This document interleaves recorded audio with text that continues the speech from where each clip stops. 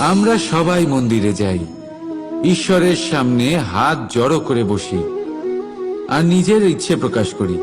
যদি তাদের ইচ্ছে পূরণ না হয় তারা হতাশ হয়ে পড়েন।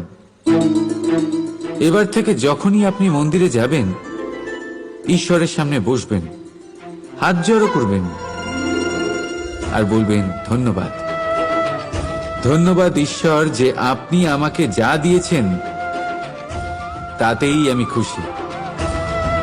শুধু আমাকে পথ দেখাবেন যে কিভাবে আমি নিজের কর্মের দ্বারা, শুধু আমার কর্মের দ্বারা সেই সব পেতে পারি যা আমি চাই।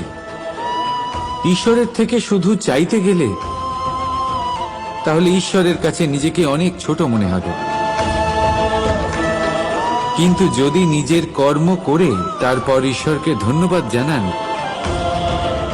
তাহলে সঠিক রূপে আপনি ঈশ্বর লাভ করবেন।